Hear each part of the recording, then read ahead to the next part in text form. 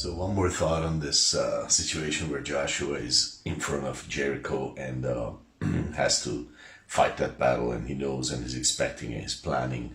And then the captain of the host of the Lord is there, and Joshua looks up, sees him, and we just talked about it yesterday, how sometimes we let the situation, the circumstances sort of weigh us down, so that we only look down and we never look and we never see, therefore, that God is actually present in that situation.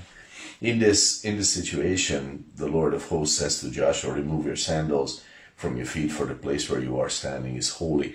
God is basically saying to Joshua, look, I am in this, and that means this is my situation. This is a holy situation. I'm dealing with this, and you are in a circumstance that is holy. And this is, of course, it's not the same degree that this happens in our life, but it does happen in our lives also like this. Like easily we are burdened down by the circumstances, don't look and don't realize that the Lord is in this situation. I think one of the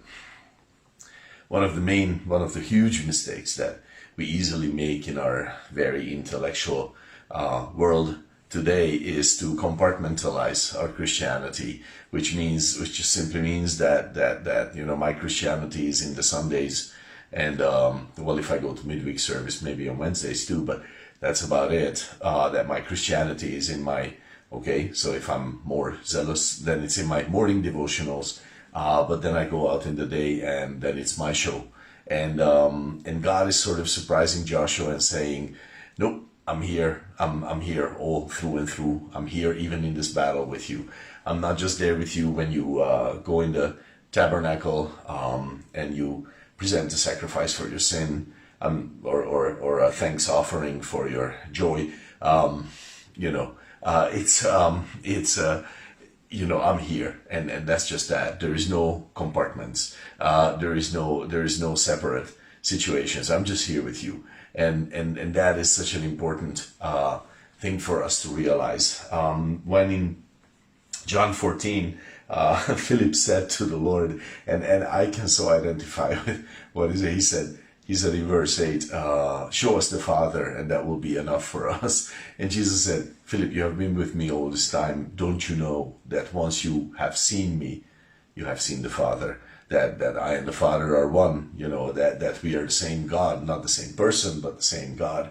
And Philip didn't know that, and I understand that problem, because look, this is how we can live in life. We live, and there's a trouble, and there's a problem, and there's something contradicting us, and there's an enemy, and we don't like it, and then we say, I have to fight it, I have to deal with it, and I'm not realizing, but my gaze is going down and down and down, and I'm looking more and more at the dust and myself and the problem, and I'm not looking unto the Lord, who is very present in that situation, and I'm not counting on him, and I'm going to solve it myself, and then the solutions will be my own. And then I wonder, why is it not going so well?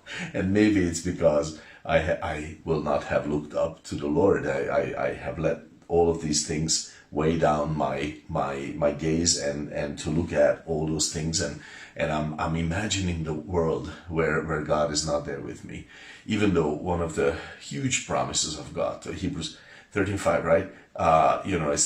It's like He is with us. He's not. It doesn't change. He's the same. Jesus, when He moved in, when we believed, He's with us. There is no, compartment where He's not there in our lives. But there are many, maybe, where we don't lift our eyes and we don't realize that He's here. That is a huge mistake, because the Lord is here. Your life in His eyes is holy ground, and He wants to be so very present with you. Wow, that's an encouraging thought for the morning. God bless your day.